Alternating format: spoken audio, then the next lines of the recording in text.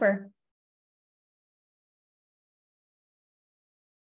Good afternoon, everybody. I'm Patrick Myers. I'm the program director at Northwestern and the current chair of ONTPD. I'm really pleased to partner again with TCAN on our virtual job search series. So thank you so much for the organizing committee for having made this happen. Today's session will be recorded and sent to everybody who's registered. If you haven't done so, please help us out and register for the session, upcoming sessions. Just click on the QR code. We'll show it now, but we'll also show it at the end of the talk. Thank you for everybody who's submitted questions. It's been really helpful and helps us guide what we do. Today's chat text and the ONTPD job search series handbook and resource guide will be sent out to all those who complete the post-question evaluations. It helps us kind of know what to do next year, and it helps you by kind of getting like a resource guide that's been put together, mainly by Nicole Dias, who's put in a lot of work on this series. Zoom links for the upcoming sessions will be sent out at the end of the week. So again, welcome to the ONTPD TCAN virtual job series. John, can you move one? So this one is interview tips and tricks and a Q&A. And our moderator today will be John Feister, who just graduated from fellowship. He was a resident at Robert E. Lurie's Children's Hospital, did his fellowship at Lucille Packard Children's Hospital in Stanford, and his current position is an assistant professor of clinical medicine at Cincinnati Children's Hospital. His interests are the impact of health and public policy on neonatal health equities. Sorry, John, for not quite mumbling your introduction, but I've worked with John. He's like both an amazing researcher and clinician. So thank you so much for doing this. John, take it away. Thank you, Dr. Myers. Dr. Myers and I actually spent about a month on service when I was a resident, and it was one of the reasons I went into neonatology. So I want to go ahead and introduce our didactic speakers. The first portion of this session will be a didactic. The second portion will be a Q&A session. So our first didactic speaker is Dr. Nicole Fernandez-Diaz. She did her residency at Baylor College of Medicine in Houston, a fellowship at University of Colorado, and is currently an assistant professor at the University of Colorado. She is the TCAN Education Chair and ONTPD Liaison. Her interests include medical education, career development, and identity formation. Her email is detailed there on the slide. Our next didactic speaker is Dr. Sarah Bernstein. She completed her residency at the University of Illinois, Chicago, and her fellowship at Duke. Her current position is Assistant Professor of Pediatrics at the University of Utah. She is the Director at Large for the Center for Health, Ethics, Arts, and the Humanities, and the official spokesperson for the American Academy of Pediatrics. Her interests include communication and shared decision-making for critically ill infants, as well as family-centered care. Her email is detailed below. So next, we'll launch into our didactic portion. I'll hand over to Dr. Diaz. Perfect. Thank you so much. Let me go ahead and share my screen.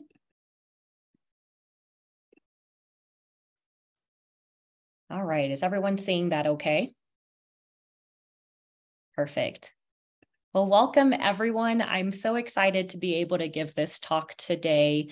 This series has been near and dear to my heart over the past few years, and I've loved seeing it grow. But before we get started, I wanted to take a moment to normalize a few things. First and foremost, this process is extremely anxiety-provoking and stressful. You are not alone in all of the emotions you are feeling. Second, this job search process is what regular non-medical people do to look for jobs. We are just a little late to the game. Our lives have been so regimented and structured until this point in time, and as such, this process feels so unfamiliar and ridiculous. However, this is how the majority of the world works when finding a job. This is finally the time to determine your own path, and this is our first true opportunity to look at exactly what we want in a job and in your life, and then go out and find it. Last but not least, a lot of us share the feeling of not even knowing where to begin, asking ourselves questions like, how do I even know what to even ask about or even look for in a job when I don't feel like I have a good understanding of the possibilities that are out there? This is completely true and is definitely overwhelming, but it is through the applying and interviewing process that we are able to bring some clarity to this question and find out what is out there and what is the best fit for us. If you haven't already done so, please check out TCAN's early career private practice representative, Dr. Katie Fritz, on the Incubator podcast when she talks about the approach to the job search process at the end of fellowship. She is a neonatologist in Huntsville, Alabama, and serves as the fellow advisor for Envision. Here is what we're going to talk about today. We will start by talking about how to prepare for the interview, then discuss the different components of the interview, including the job talk, and finish with the discussion of certain red flags and other considerations to keep in mind before transitioning over to our second speaker, who will be giving and talking to us about virtual interviewing do's and don'ts. So let's get started with first talking about how to prepare for the interview process. First and foremost, self-reflection is key. Know your priorities and know what you want. Have an idea of your ideal job and then try to find it, knowing that most likely this ideal dream job doesn't exist, but know what you and anyone helping you make this decision are willing to compromise on and the areas that you're not willing to compromise on. It's all about trades and balances. Here's the self-reflection exercise you can try. I was provided a similar list of priorities when I started thinking about the job search. I modified the list based on my career goals. Not everything on the list will apply to everyone, and then there may be something missing for you on this list, or maybe there are some things listed as descriptors of the bold terms on this list that should be their own bold categories for you. After refining the list, create a rank list of these items, and then have your significant others and or mentors also rank this list for you, using what they feel is important to you in mind, and then meet with these individuals and compare lists and reflect. The goal is to have a list of your priorities and identified areas that are deal breakers and areas that you're willing to compromise on. There were some submitted questions about whether employers consider presence of family or location for an applicant. Yes, absolutely. Employers do take these personal items into consideration, so please share them if you feel comfortable. The next 3 slides depict 3 articles that I think you should consider reading to help you with your self-reflection. This first one by Dmitry Duchovny and Judy Ashner further describes the process of determining your top priorities and passions, and also have information on benefits to consider asking about. The second one by Matt Nastander and colleagues may help you get an idea of the different practices, settings that are out there in our current early career neonatology workforce. And then this third one by Anisha Bhatia and colleagues may help you get an idea of how compensation works for early career neonatologists. A second self-reflection exercise you can do is to go through your CV and reflect on what you have accomplished, answering questions like, what have you learned from every line, experience, accomplishment in your CV, and how will it serve you well in the future? If you don't have a good answer for a certain item, consider removing it from your CV. How will you apply what's on your CV to the role as a future neonatologist? What stands out in your CV as strengths? Do you have a particular niche that stands out, whether it's clinical, research, teaching, education? And how does this niche align with what you want? After reflecting on what you want in your career, make sure your CV highlights the opportunities you have sought out and will continue to seek out to achieve your goals. Are there any areas of weakness that stand out? Reflect on these and how you're going to address them if asked about them. For those research-oriented individuals, there were several questions submitted about how to address questions if you have not accomplished a lot of publications recently and you are interviewing for an academic position, and if institutions want to see a significant amount of scholarly output as a fellow if you're considering a research career. Well, Maybe your fellowship project is about to start being productive from a publication standpoint, and the time limits of fellowship training haven't allowed for completion yet. Many future employers recognize this and the fact that it can sometimes take several months to publish something. Be honest, but talk about how you're working on this and discuss your plan for being successful and productive in the future. Of course, having achieved a significant amount of work during fellowship is always a bonus, but don't let this get in your way. Many of us transitioned our scholarly focus during fellowship. Next, reflect on your fellowship experience and everything you have learned. Think about how you can market this. Think about all the procedures you've done, all the babies you've taken care of in your ex-bed NICUs, all the pathophysiology you have seen and taken care of, all the deliveries and resuscitations you have been a part of, all the resuscitations and codes you have led. You are very experienced. You have done a lot in 3 years. You are marketable. You are competitive. Lastly, think about what your ideal clinical environment and population are. Is there a particular patient population or disease that you really enjoy? Would you like to be the point person at your institution or practice for that population or disease process? Additionally, as residents looking for fellowships, we wanted the highest acuity, volume, and ECMO and complex congenital heart disease, et cetera, in order to learn it all. But do you need that in the next stage of your career? In what clinical setting do you function best in? In what type of team do you best function in? In what kind of clinical setting are you happiest in? Do you really need the ECMO? Do you really need the exit procedures to find career satisfaction and fulfillment? Think about these things. The last self-reflection exercise I will talk about is preparing a 2, 5, 10, or X year plan. It is in the institution or practice who is interviewing you's best interest to demonstrate your long-term commitment and to ensure that you're being really thoughtful about your career plan. They're making a big investment by hiring you. Remember, these plans are not set in stone. Just like when you were little and you wanted to be a wizard, it's okay that you became a doctor instead. Parents just wanted to hear what you were thinking about and that you had been thinking about it. Same with your interviewers. It's okay for these plans to change. The strength of having a plan is in the reflection you have done and the guidance that this plan will provide you as you transition to your new role. Consider reflecting on and including things such as future projects like curricula to be developed, scholarships and grants to apply to, ideas to be investigated, skills to be developed through continuing education, involvement in professional organizations, timeline of faculty promotion, etc. Take a deep dive into the institution's or the practice's website and see what opportunities are available. Google other local, regional, national opportunities that may apply to you that you could consider incorporating into your plan. You will blow your interviewers out of the water by having one of these plans drafted out before going on your job interviews. Some may even request a document of your X-year plan. Plus, the more pre-work you do prior to interviewing, the easier and smoother your interviews will go. Not to mention, the easier your negotiation and promotion talks with your future employer will be in the future.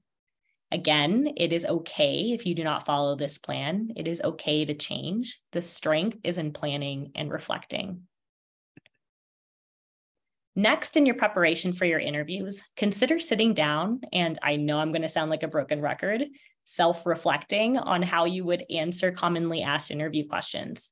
Consider typing or writing out your answers. Then, before interviewing at a particular institution or practice, go through this document and modify questions as needed based on that particular institution or practice. Also, if needed or wanted, consider mock interviews at your institution.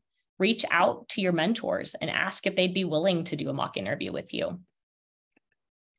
The next 5 slides have some commonly asked questions compiled over the years from feedback this webinar series has received and from the end of the job search survey that went out to all 30-year fellows last year, asking them what the most difficult interview questions they received were.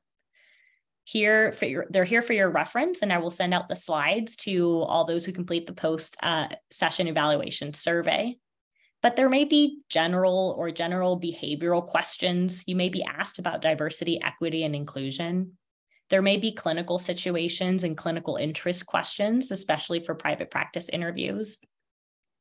You're going to get questions that will allow the interview to gauge on how much self-reflection you have done. This is why you should self-reflect on your most marketable skills. It is an absolute myth that we are just out of fellowship, so that means we can't compete with others and have nothing to market or sell. These thoughts are wrong. You are a hot commodity. We need to change our mindset. Highlight what you have been able to accomplish. Emphasize what you have learned from your experiences and how they will serve you well in the future.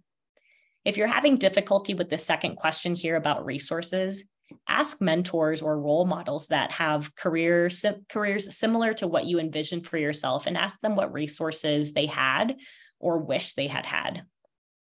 Regarding the fourth question here about promotion tracks, most institutions' promotion and tenure tracks are freely available on their institutional websites. Go through them prior to interviewing, and if they're password protected, ask your potential future employer for them. You may get questions about your future plans. Remember, these X-year plans are not set in stone. The importance is that you have self-reflected and have an idea to help guide you in the transition to faculty.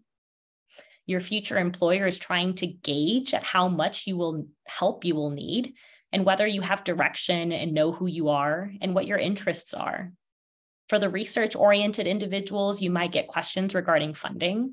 Look through the institutional websites to identify institution-specific opportunities, not just the NICU website, but also the institution and the hospital and the School of Medicine's website. Also do a search for national opportunities. For everyone, not just research-oriented individuals, you may also consider doing this, but from a professional development opportunity standpoint. You may get questions specific to that institution or practice. As a tip, identify potential mentors for wherever you are interviewing ahead of time.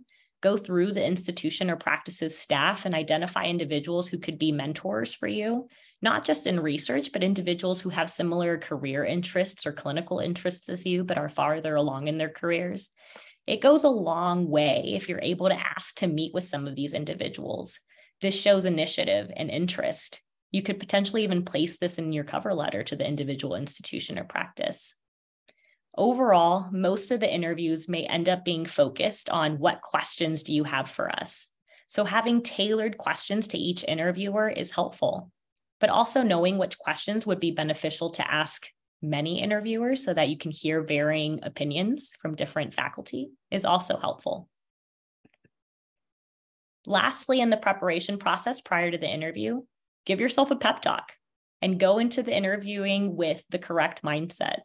And what I mean by this is, in all of our prior training transitions, we have always tried to impress others and have exclaimed, man, I hope they take me, or man, I hope I get ranked or match.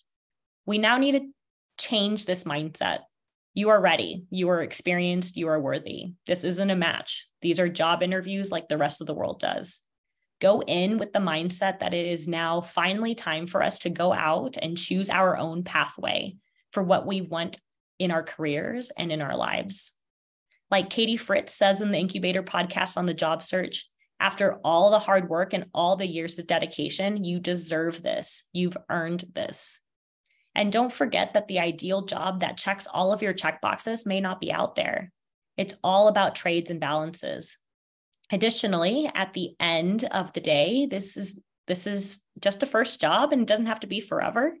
A lot of us won't know what exactly we need or want until we get out there, and you may find 1 to 3 years in that this isn't right for you and you may want to pivot, and that's okay.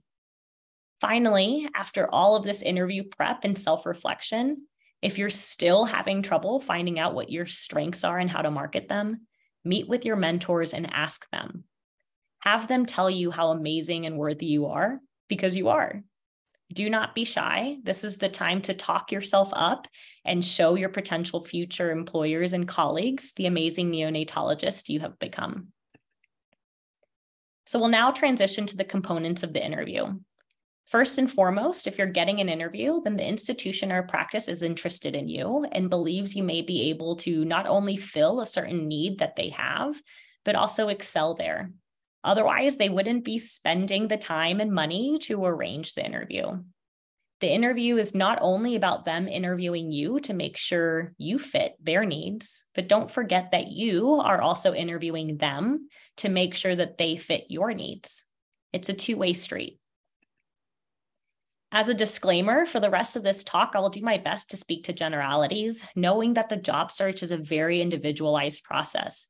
There were many questions submitted about how many interviews is enough or expected, what the regional requirements for job applications are, etc.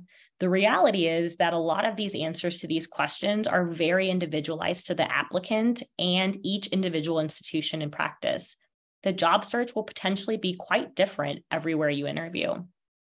What we can tell you is that 52% of all third-year fellows last year accessed the end of job search survey and provided information about their job searches.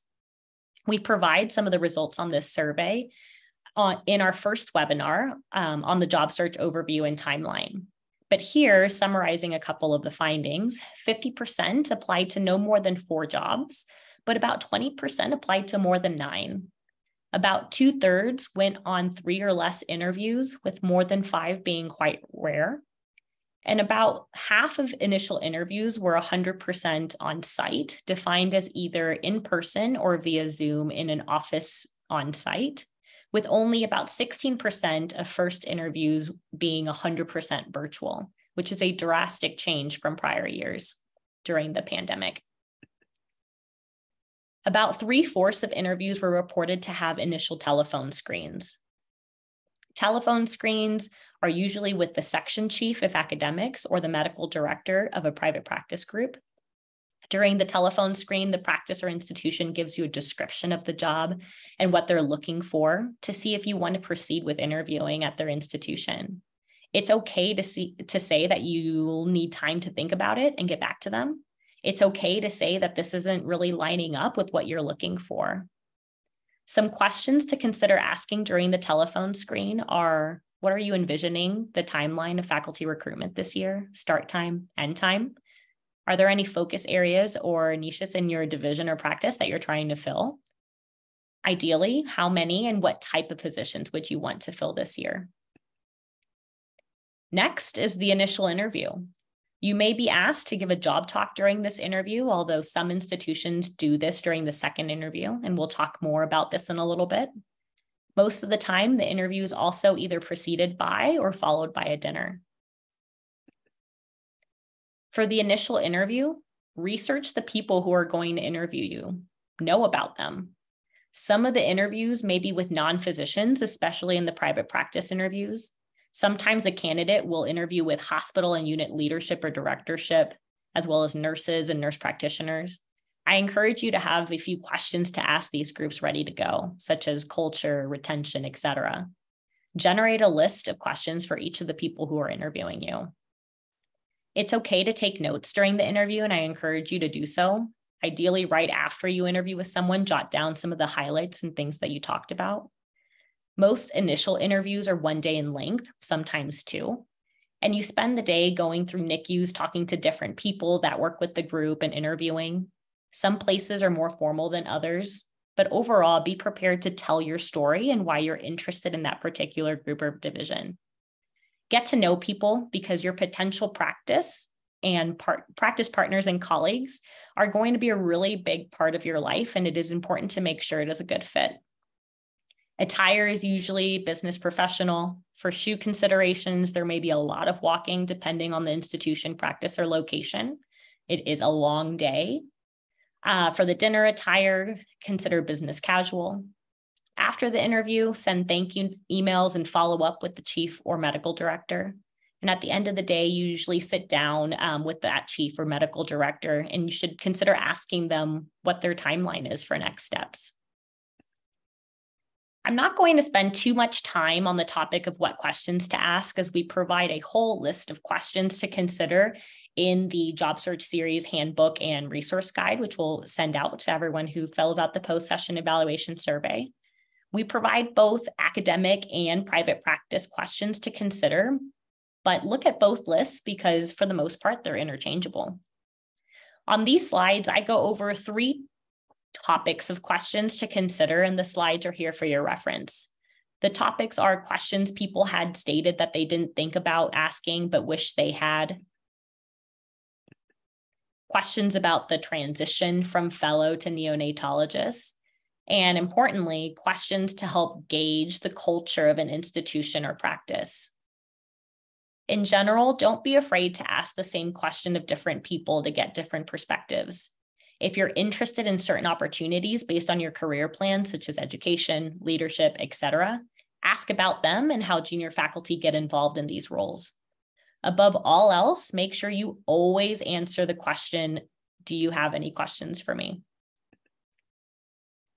Moving on to the second interview, there's an asterisk here because the second interviews do not always happen, especially for the private practice jobs. You may jump straight to the job offer and contract phase after your first interview, but you can always ask to come back with your family if it's a location you aren't familiar with.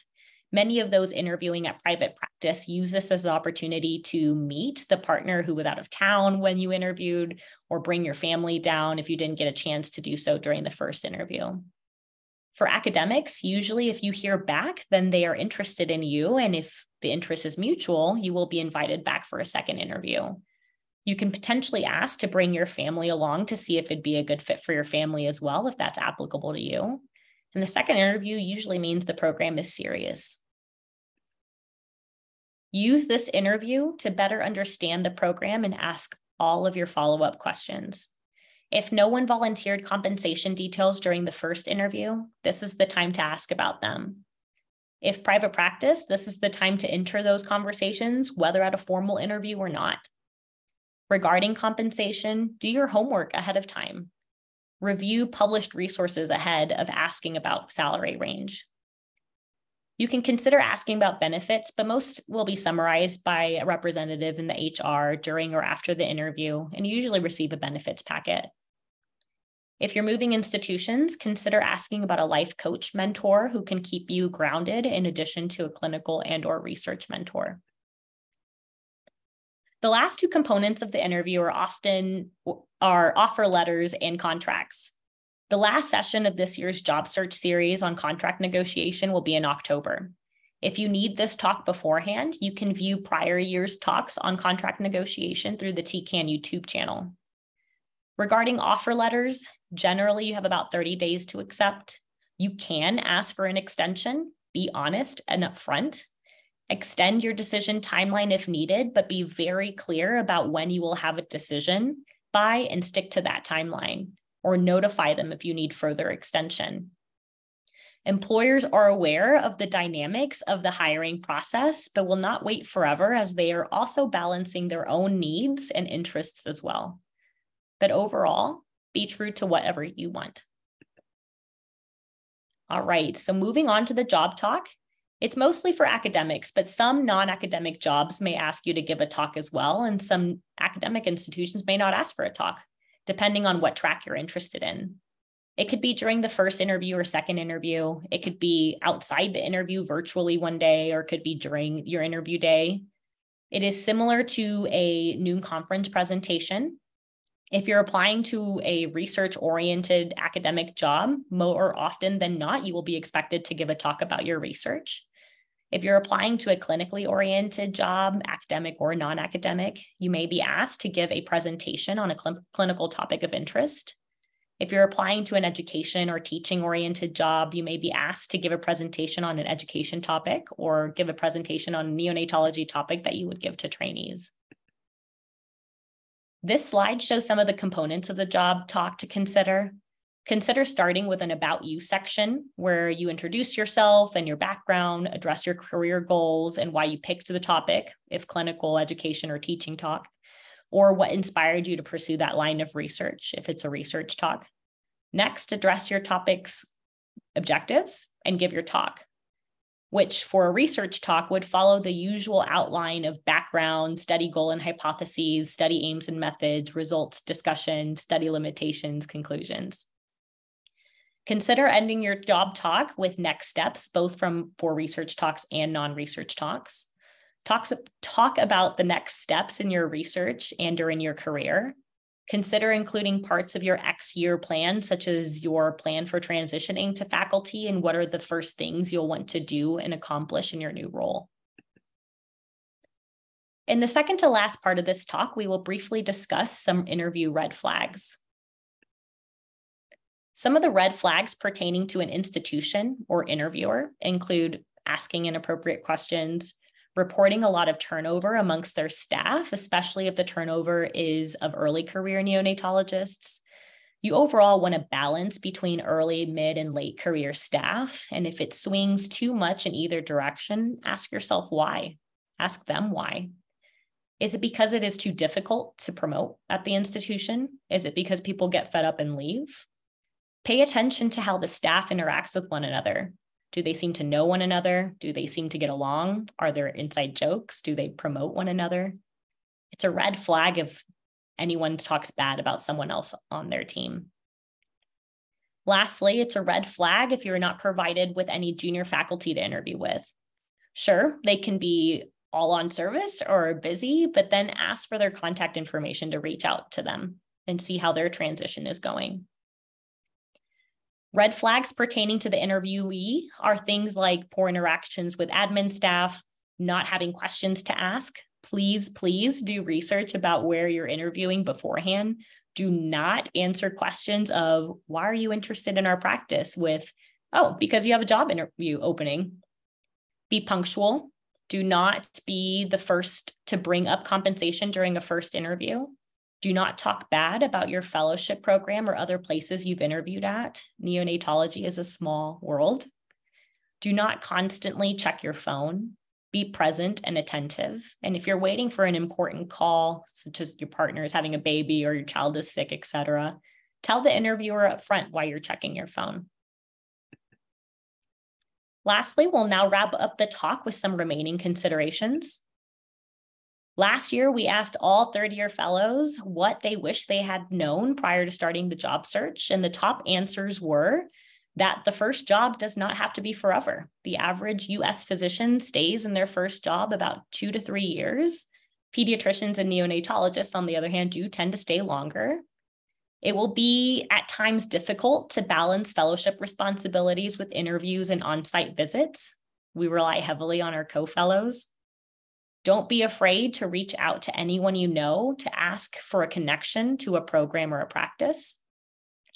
It's not black and white between academia and non-academia. There's a lot of opportunities in both the private practice sector and academic sector to do a blend of these. It's not just research people and non-research people. Additionally, just because you start at one or the other doesn't mean you can't switch later. And finally, it is okay to be honest and say no thank you if you discover a job that isn't a good fit for you. No one will be offended. It's a two-way street. We also asked them for their single most important piece of advice, and you will see a lot of common themes on this slide from what I've been saying today. First, be true to yourself, know your priorities, know what your ideal job is, know your worth, have an X-year plan, do your research about the institution or practice you're applying to, make it evident you know what they're looking for and what you can bring to that institution or practice. As difficult as it is, ask the hard questions. How institutions or practices answer them will determine if it's a right fit for you. Don't be shy about asking for what you want, and don't feel nervous about asking for more time with an offer letter. Lastly, the most important thing is to find the people you like to work with and where you will be happy and successful. Remember, you are not letting people down by switching paths. You need to be true to yourself. We need to escape our mentality that there is a right path and that we will be letting down our mentors and program directors if we don't stay in academics or whatever. You need to be true to yourself. As Katie Fritz says in the Incubator podcast, we have to give ourselves permission to put ourselves and our priorities first. There are millions of babies out there that need clinical expertise, and there are those of us that are more clinically minded and would be more than happy to take care of the babies. We need all of these types of neonatologists to advance our field forward: clinicians, academic researchers, academic teachers, advocates, etc. We need to give ourselves permission, even though we haven't been exposed to other pathways during medical training, and go out there and explore. There's no way of knowing other than to go out and interview and check out a bunch of different places and find the one that's best for you. It takes all of us across the spectrum to bring the best care for our babies. And lastly, remember that there's always going to be some give and take. Thank you for all of your attention, and I will turn it over to Dr. Sarah Bernstein, who will be talking about virtual interviewing tips and tricks.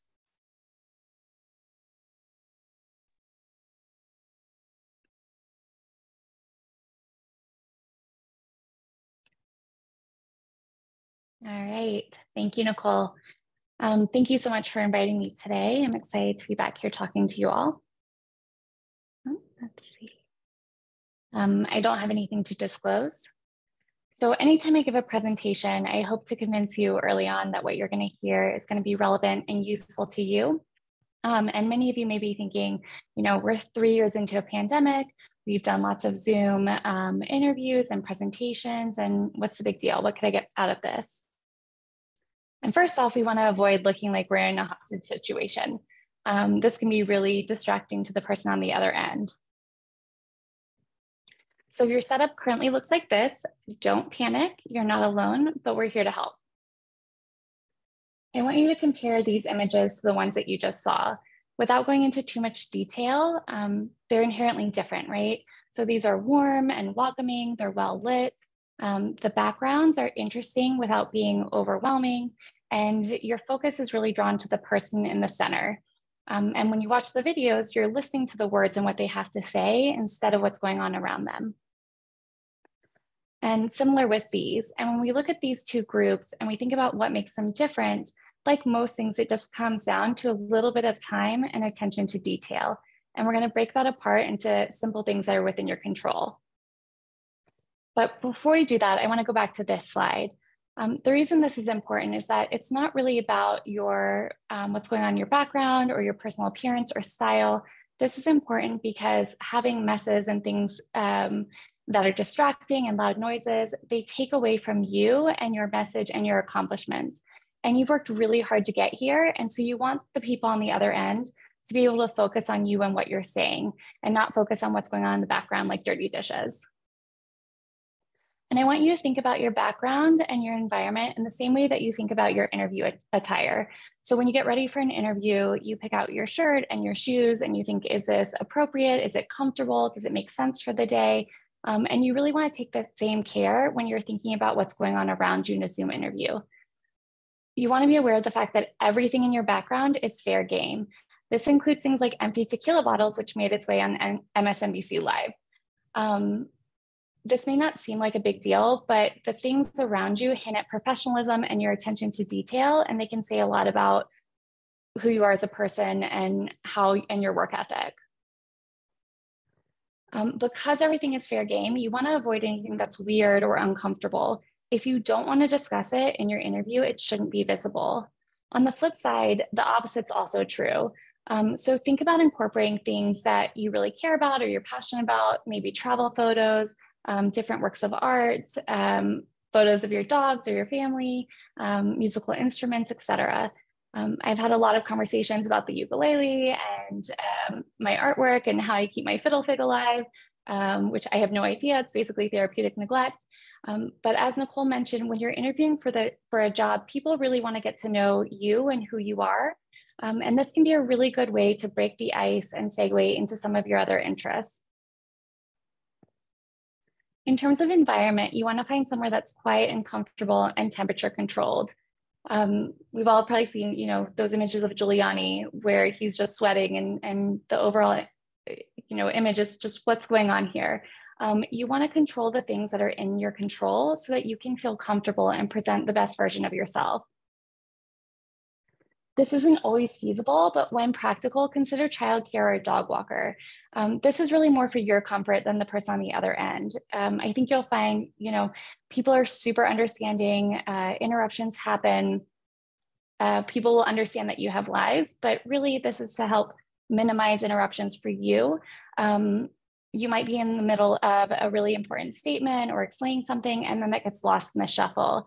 So this person on BBC, his kids, I don't know if people have seen this clip, but it's really entertaining.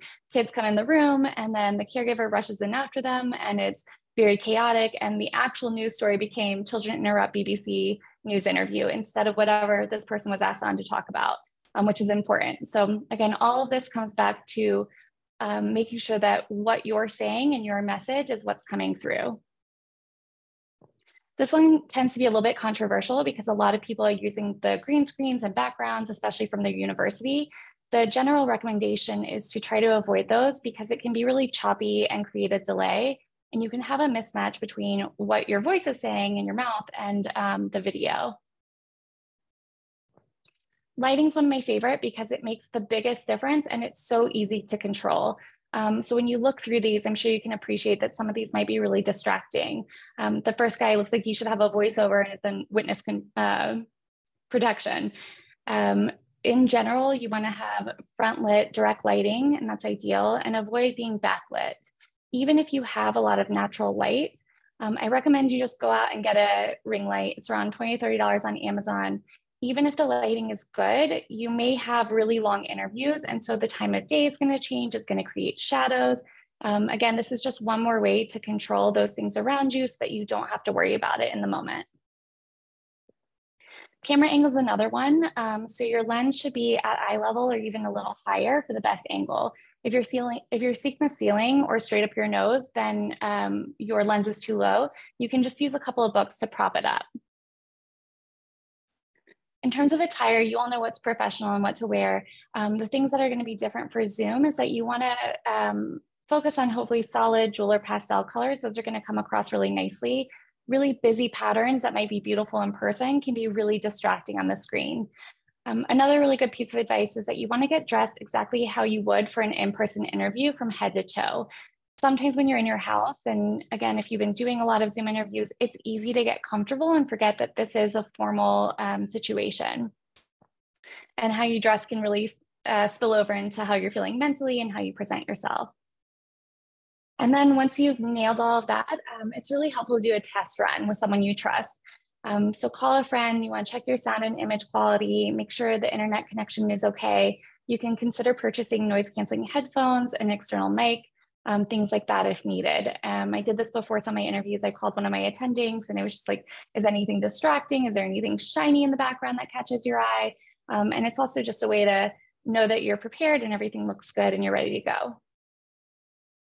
Finally, on the interview day, try to break it up and make it fun. It sounds like people are moving away from these full Zoom days.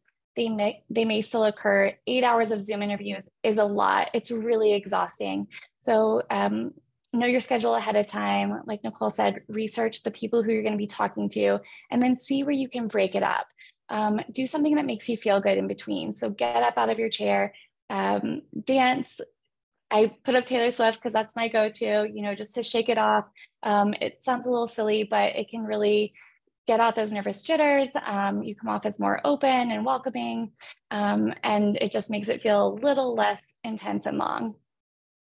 Finally, most importantly, remember you're amazing. You've done so much hard work to get here. You deserve to be here. You're going to do a great job. And with that, any questions? And I'll stop sharing.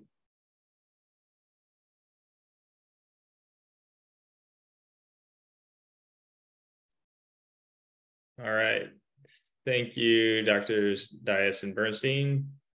If anyone else is like me, they're probably frantically adjusting their backgrounds to get in line with best practices.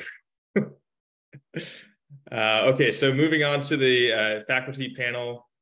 Let me introduce our panel here. Dr. Jen Brady is our first panelist. She completed her residency at the Children's Hospital of Philadelphia, as well as her fellowship.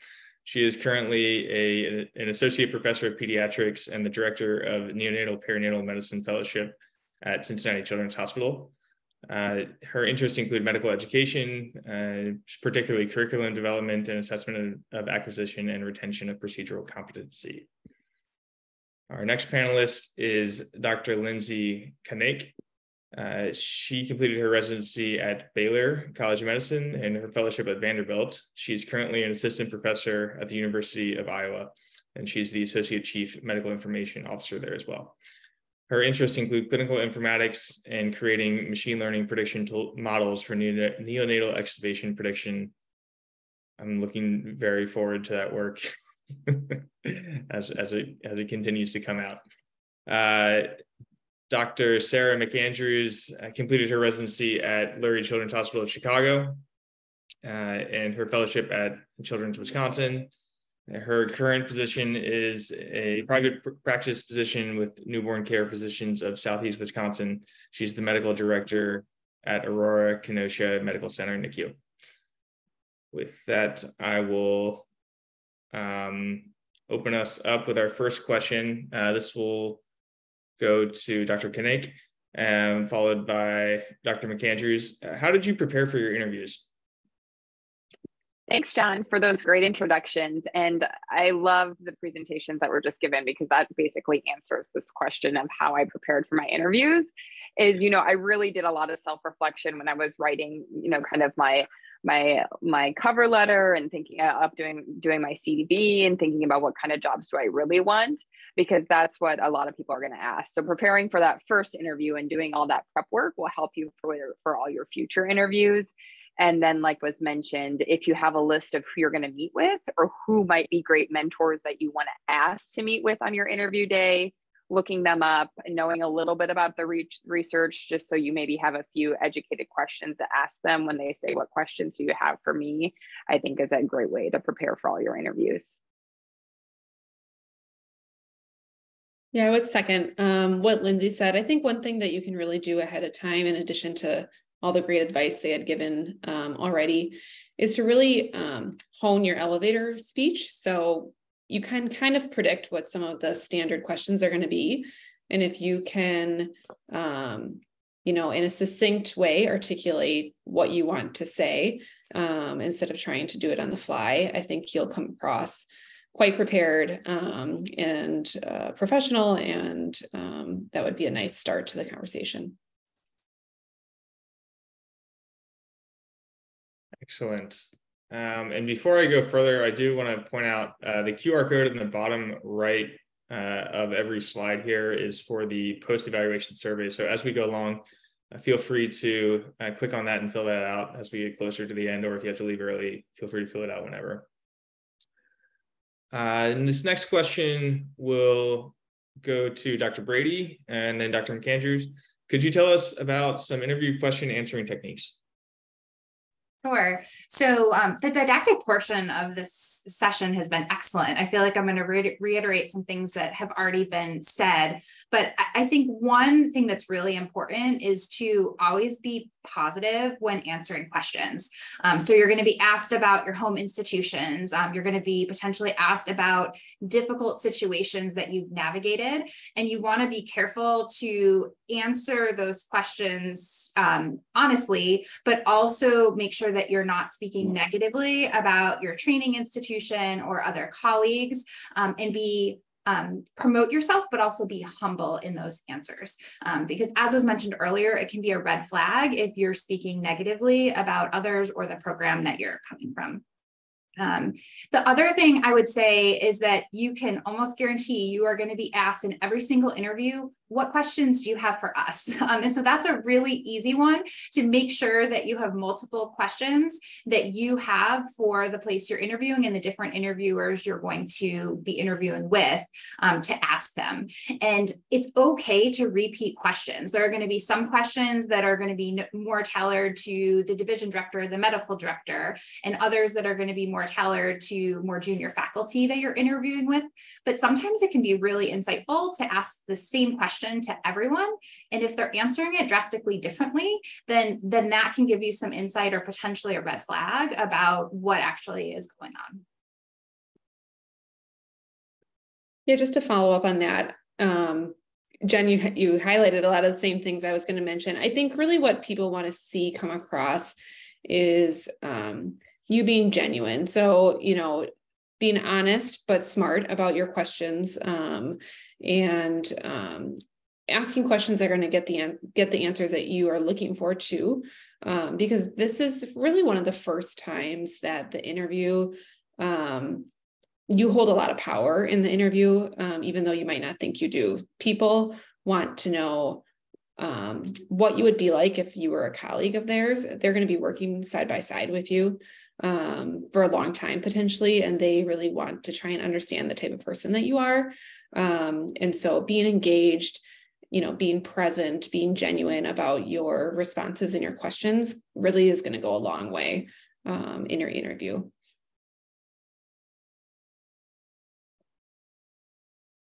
All right, fantastic. And please feel free to enter in questions into the chat as we go along here. Our next question will go to Dr. McAndrew and then Dr. Koenig. How did you overcome the imposter syndrome of feeling like you're just a fellow who has no marketable skills or attributes? Yeah, I think this is a very valuable question that every fellow goes through. You know, first of all, you are not alone. Just like we talked about in the didactic portion, like you really are a valuable potential addition to the group that you're interviewing with. And if they've already invited you for an interview, they are interested in you. And so they really want to impress you just as much as you want to impress them. So knowing that you're not alone in that, every graduating fellow is going to feel this way. And on the other end of that, if I'm the interviewer, I expect that if you've made it to this point in the interview, you've been trained well, you're competent with your procedures, all of those things have already been accomplished. And like I said, we just want to know, are you going to be a good partner? That being said, I think there's some things that you can do ahead of time, really being able to speak to your resume succinctly, being able to summarize your research that you did if you're applying, particularly for an academic position, in a way that's efficient, but promoting your own self, but then also having a plan. So what are you looking for out of this job? Are you hoping to, go down a research path? Is there a certain track that you're interested in with the group? And really being prepared will take you far in the interview. I think those are great comments, Sarah. And I did a lot of marketing myself from my informatics specialty, because that was my area of interest of research. And I actually did a master's in biomedical informatics during fellowship. However, that being said, I had a lot of imposter syndrome when everybody was like, oh, great, you'll fix all the notes and all of EPIC and all of everything. And I said, well, that's setting the bar very, very high. But, trying just be willing to partner and help people through that. The other thing that I think was interesting, at least in my experience, that I would like to share is I actually was offered, because of my informatics specialty, offered a leadership position right away out of fellowship, which is another time when you're like, oh my goodness, am I really ready for this? And while not everybody, I'm sure, is doing informatics, some people might get offered medical director or, associate fellowship director or other things right out of fellowship, because depending on what's open and if it aligns with their areas of research. And what I did before I agreed to take that position is I actually reviewed with my mentors who had watched me and helped me through my training and say, can I actually do what they want me to do? Am I ready to do this? And I got very good feedback and people reviewing, my job offers and what that leadership role was going to entail, to remind me that, yes, I did learn a lot during training and that I will be ready for this. But again, to normalize those feelings that all of us have gone through, that it is scary to jump out and be the attending and let alone start being a leader right away. But we have done a lot of training and we can do this from the get-go.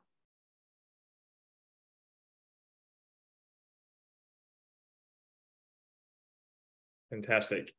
Back to you, Lindsay. How do you gracefully avoid making a commitment during or after the interview until you've made your own decision? Yes, I think this is a great question. And I think, like was mentioned before, being honest is okay.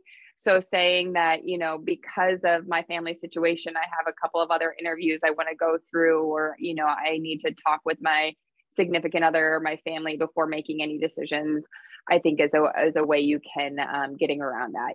Definitely, I think expressing your interest in the program and that you've really enjoyed meeting everyone and that you've liked people, but saying I need a little bit more time or I need to finish up all of my interviews before I make a commitment is the way that I handled this. Lindsay, I completely agree with you. I think that, this is a really big decision, right? Of what your first job is going to be out of fellowship, and everywhere you're interviewing knows that. And they, regardless of what sort of job you're looking for, most places are going to know you're applying it more than their program. And so I think being honest about that, I would compliment the program, state that you're very interested, assuming that's true. You can even reiterate what you think you would bring and how your goals align with that program, but then be honest that you need some time to consider. And if that's because you have 2 more interviews scheduled in the next couple of weeks, that's okay. And you can give that general information. Or if it's because you need to go home and need a little bit of time to discuss that with your family, that's okay too. But I would be positive about the program and the opportunity, and assuming you are interested, express your interest, but then be honest that you need some time. I think the other thing that can be helpful is giving an idea of a time frame of about how much time you need to. You don't need to give them an exact amount of time, but as was mentioned earlier, a lot of offers, once you get the formal offer, are usually either 2 weeks or a month. And so you can always ask for an extension, but a program is going to be more receptive if you give them a general idea of in the next month, versus if you just leave it open or say, I need 4 months to make this decision. Then there's going to be probably some competing interests with that program needing to fill some of their slots as well. Yeah, and to follow up on that, with my own experience within the last year, I had multiple programs where I said, can I get a little bit more time? They were very receptive to that. And even when I ultimately did take up a final offer, I've interacted with the programs that I was also considering, and they've all been very positive and understanding. And I think everybody kind of understands that this is a job search, and you're going to make the best decision for yourself. And that's not necessarily a reflection on their institution or the job. It's just, what's best for you and what's best for you and your family. And everyone understands that. We have a question for Jennifer and anyone else who did all of their residency and fellowship in the same institution. How do you approach the question of what draws you away from X institution? You've done all of your training there. Yeah, so that's a hard one. I think it goes back to one, you always want to be positive about your home institution. My answer was that I loved my home institution, which is true. And I had wonderful mentors there. I really enjoyed the clinical experiences that I had there. But at that time, I knew the CHOP way of doing things.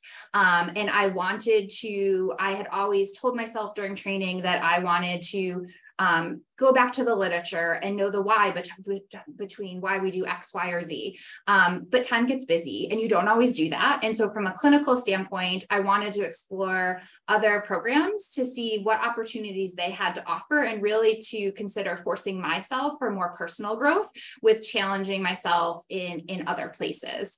But I was very careful to be very positive about where I had trained with that answer and not saying anything negative.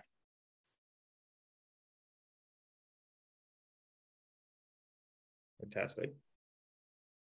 I don't remember if I was supposed to comment next on this one, but I do just want to echo what Jennifer just said, is that I agree that sometimes being honest with your home institution and saying like, hey, because of family reasons, I might be looking other places, but also, maybe being willing to interview there, or, ask for help or ask for contacts from your home institution and their network they can reach out to is a good way to approach that if you don't think you're necessarily going to want to stay. But again, not saying because of any negative reasons, but potentially for personal reasons.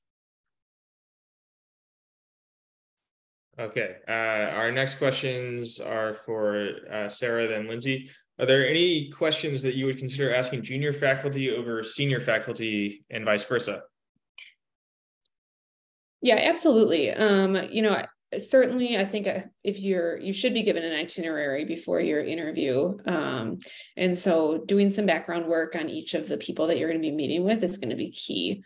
because there's a reason that they've put them on your schedule, and they're gonna, want to talk to you about certain things, but they're also going to want to hear from you. And so often the junior faculty tend to have more clinical time, and so they might be able to speak to, your clinical experience and the hours expected of you in that way. Whereas the senior faculty, as a generalization, might be able to give you a broader scope of the department, and a history of kind of where it's been and where it's going. So, tailoring some of your questions in that way may get you the best information. But the advice given earlier about asking some of the same questions to multiple people definitely can be very helpful and insightful as well. I agree with all that. The questions I asked a lot of times with junior faculty were also maybe about more work-life balance, thinking that they might be in the same stage of life I am in with young children, maybe asking about, kind of things around town for families to do together, but also asking from a research side of things, how they found mentorship for getting their projects done, and did they feel adequately supported as junior faculty? And then maybe doing the flip side on senior faculty and asking how they would recommend junior faculty to find mentorship, or how can they be successful in their career, and what resources the department or the institution might have for them.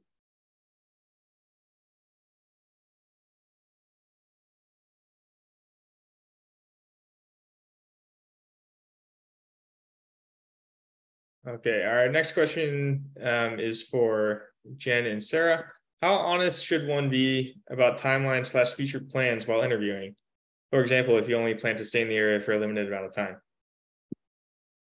This is a hard question. So I think you want to balance out being honest with not oversharing.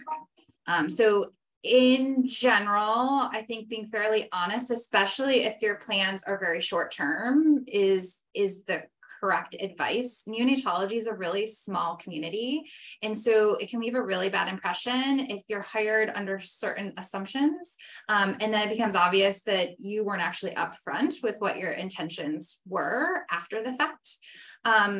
But that being said, you can be honest and also not share your whole life story. And so, I think that, say it's that you have a significant other that's going to be finishing their training in 2 years. I think everyone understands that within medicine. So you could say, I would love to stay here long term, but my significant other is finishing training in 2 years. And so my long-term location plans also depend on their job search.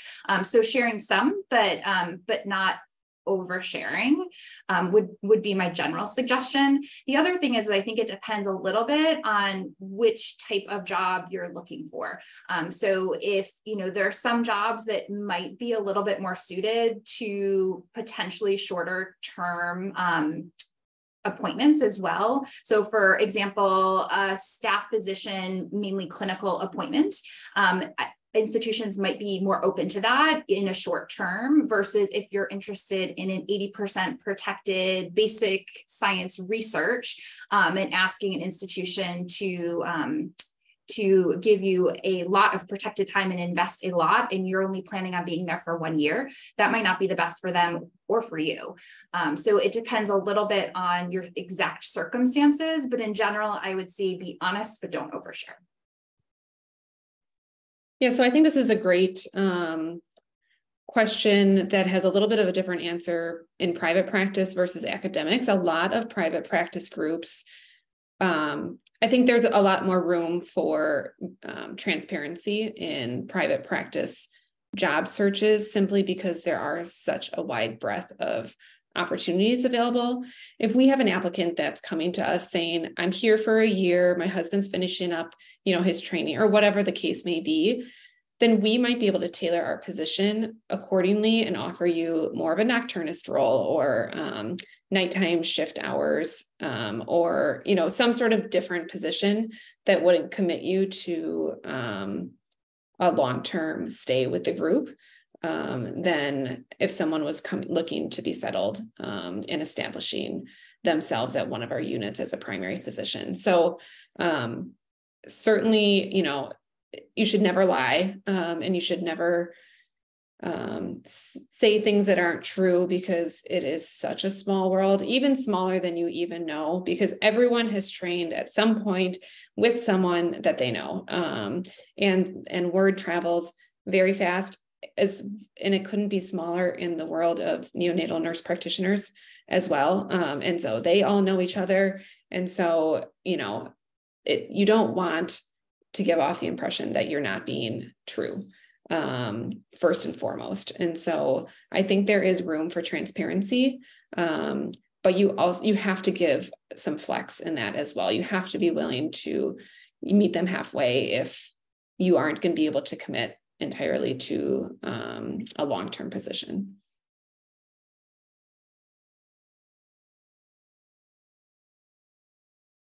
All right. Next question focuses on your home institution. What if you're not interested in staying at your home institution where you trained, or should you still interview even if you're not interested, or how can you strategically avoid this entire situation?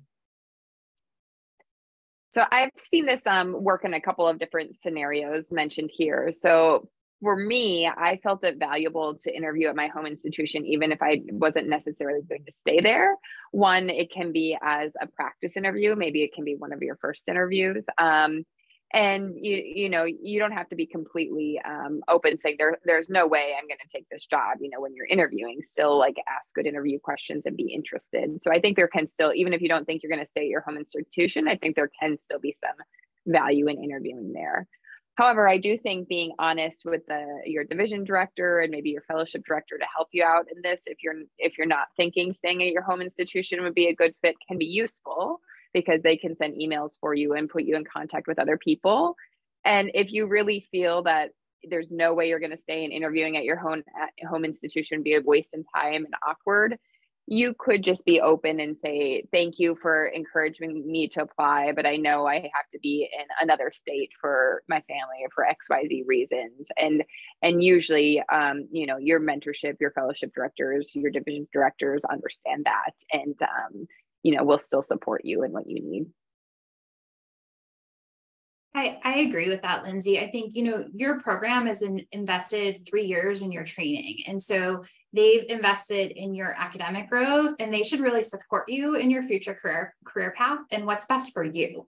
And so they have a lot of resources that they can help. Neonatology is a small world. They know a lot of other programs, other jobs. They might know of opportunities that it's hard to find elsewhere. And so they really should be your advocates. And so being honest with them about if there are certain geographic, family reasons, clinical fit, again, being positive about your program. But if there are certain things that are reasons why it's just not the geographic area for you that you can be in for your future job, being upfront with them, I think is much better than giving them the impression that you are interested and then potentially finding out later that's not the case. I also think they can't be as good of an advocate for you if they don't know that. So I would say in general, if there's any chance that you would consider a job, even if it's small, then I would suggest going through the process, being very interested in the process and interviewing. But if there is zero chance that you would ever consider a job at your home institution, then I would be honest, give reasons that are, again, positive about your program as to why you're looking elsewhere, and ask them to kind of help you with advocating for other places to apply. Yeah, and I would add that interviewing with the people who've trained you and know you well helps you kind of organize your own career trajectory in some cases. So sometimes those conversations can seem maybe less stressful because you know the people, but can be very informative for you as you start to develop your career plan. This next question, I think we'll go out to Sarah and anyone else on the panel who balanced debating between academic versus private practice career as you interviewed. Sure. Just for a little background. So I when I started my interview timeline, you know, I was very geographically focused. I knew that I wanted to stay within the Wisconsin area. And so I really was focusing my job search in that way. That being said, I was very genuinely struggling with, you know, whether or not to stay within academics. Certainly, you know, all of our training is honed in a very academic focused way. And so there's a lot of pressure, both internally and externally, to continue in that path. And so there's not a lot of discussion often about opportunities within private practice. But, you know, personally, I knew that I really enjoyed my time as a clinician and at the bedside. And I wanted to be able to explore that as a career. And so pretty much from the beginning, I was keeping both doors open when people would ask me, because that's the question that's going to come up all the time to fellows. Do you want to do academics or do you want to do private practice? And again, being honest and not overly transparent, I think it can be navigated smartly. And when we've had candidates come through to interview within our group, often those candidates are still undecided on what they want to do in terms of academic versus private. At the end of the day, our jobs are very different, and you really have to have that self-reflection as a way that they're going to answer, that can answer the question for you. You know, my job is entirely clinical. I am in-house at the bedside, spending all of my hours on the unit, versus an academic role that has a little bit of a mixed spread of your time and a lot potential more interest in research.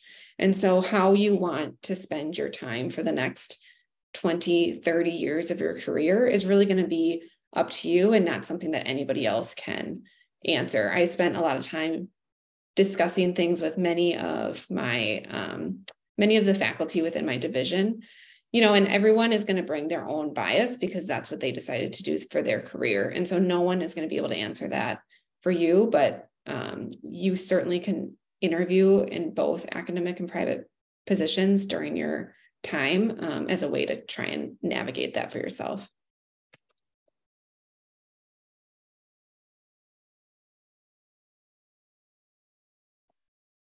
Thank you. Okay, a few questions from the chat that have been submitted to me. A question about essentially FTE, I guess it would be phrased in the academic world. Is it possible to just work part-time to start with and to ease into a job? Is that recommended or possible?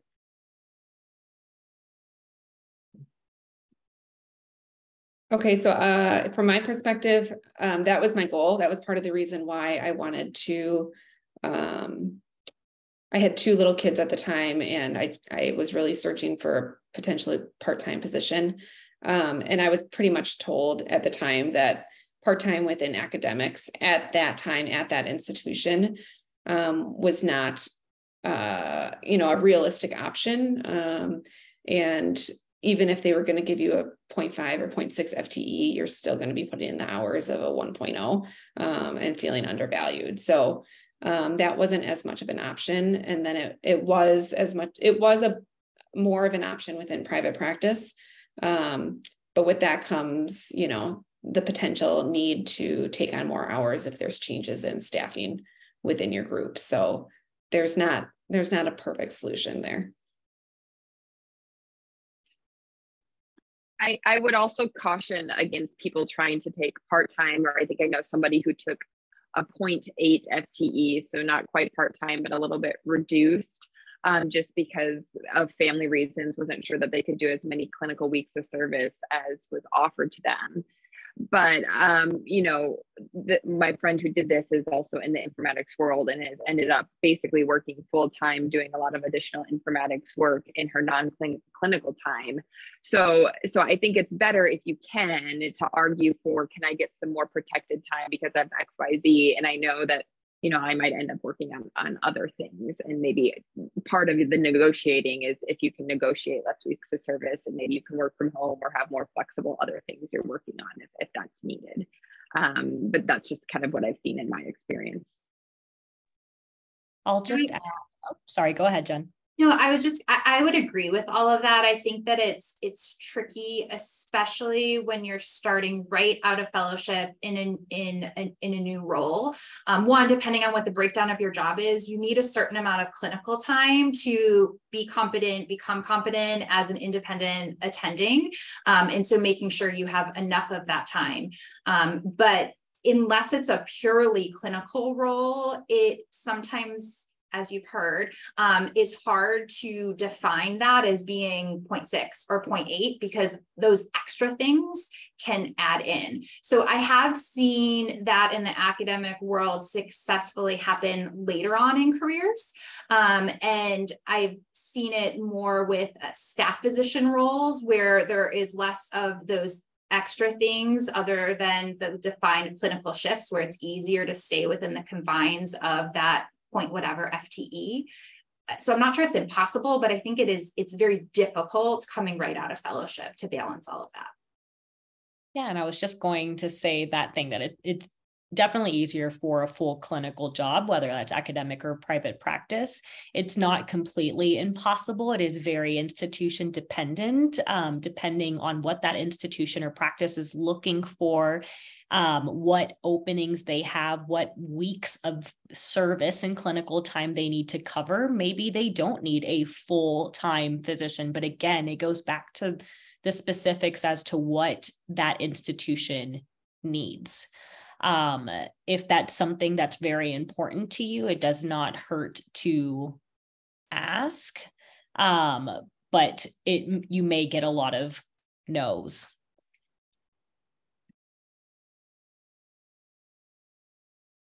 Those are all great perspectives. Another question through the chat. If an interviewer focuses on a quote negative aspect during the telephone screen, i.e. someone talking about short staffing with a significant increase in attending workload, or some other negative aspect of the institution, should this be a red flag, or should this be seen as the interviewer actually just being honest and transparent, which may actually be a positive thing? I think you have to balance both those perspectives. I think take that, and then I would ask targeted questions of your other interviewers, especially other junior faculty within that practice or institution, questions to get to their answers and perspectives around those topics.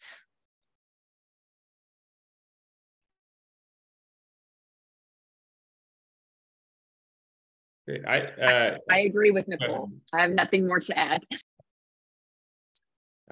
Following up on the thread that we were kind of discussing in academic positions, talking about FTEs, and I know that this was kind of a new world to me when I was starting to interview. How do you approach that conversation? And when do you approach that conversation?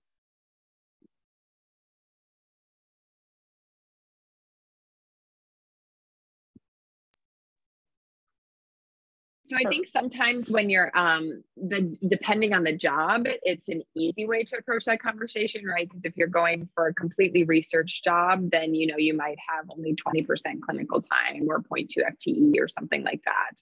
Versus if you're doing more of a hybrid job or taking more leadership roles, then I think you can negotiate down. Okay, you want me to take this leadership role? Can I get some covered FTE to do a good job of what you want me to do? So I think it comes down to the job that you're being offered and asking them right away what tracks are available. Because at first when I was interviewing, I was told there's only a research and only a clinical track, and those are your only two options. But in reality, I think a lot of places are making some sort of hybrids in between because they are realizing that they need to protect junior faculty's time to get work products done. So I think within that ideal job you're looking for, you can ask about that. And I think that, when you're getting to that second interview where or when they're talking about the offer itself, that's an appropriate time if they haven't brought up how they define an FTE, because it's different everywhere, to ask for that transparency of how that division defines an FTE, so that you can kind of interpret what your offer is going to be within that standardized FTE kind of calculation. Yeah, I mean, I think even prior to coming into the interview, you should have some sense of like the position that you're interviewing for. So, you know, if it's a purely clinical track versus one with a research opportunity, and knowing what your ask is, particularly before you're meeting with the division head, will be very valuable.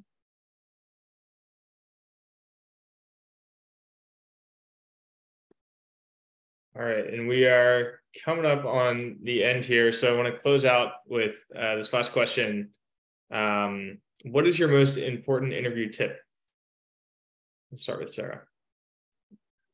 Probably just to be prepared.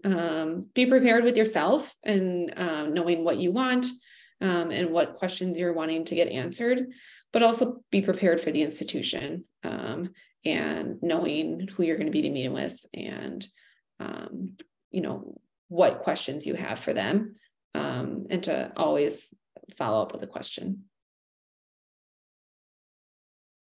Yeah, I agree with that, Sarah. I think along with being prepared is doing that self-reflection to know, what do I really want to get out of this, and what is my ideal job going to look like, so that when you're doing your interviews and comparing the jobs, you're getting the questions and the answers you need to really understand what this future job would look like, and comparing it to this other offer I have. Where do I feel like I'm going to fit in the best?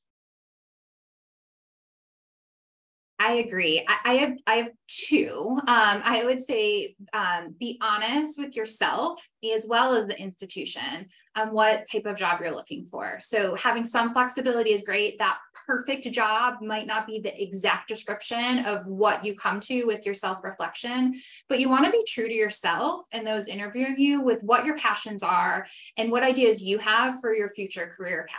So throughout medical training, there's always some pressure to have an interest in aspects of medicine that may not be your true interest, right? So like as part of fellowship, everyone needs to do research. But some people might not want to do research for the rest of their lives and the rest of their careers. And this is the point in time where you want to be honest. You want to be honest with and true to yourself of what you want and what you're looking for in those jobs. And then my second tip would be to give 100% of yourself with everyone you interact with. From the interview days can be long, from the first interview to the last interview, that's that snapshot of that person who's interviewing you, and with everyone you meet. So not only the faculty that you're meeting, but the administrative assistant, the person who meets you at the front door, they're looking to see if you're someone that they would want to work with on a day-to-day basis. And so every moment of that day, you're being evaluated. On the flip side, you're interviewing them too. And so you should pay attention to all of that, because if people seem unhappy, if there's conflict among people during the day, then that's something you might want to look into a little bit more of, is this a place that I like the culture of, that I would want to work at as well?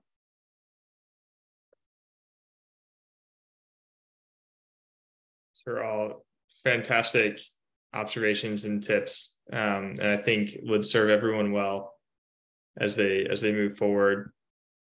At this point, we're gonna wrap it up. I want to thank everyone for joining us, and I really want to thank our panelists for putting on such a fantastic didactic session as well as a Q&A. I hope that this was helpful to everyone who joined and everyone who is joining us via recording.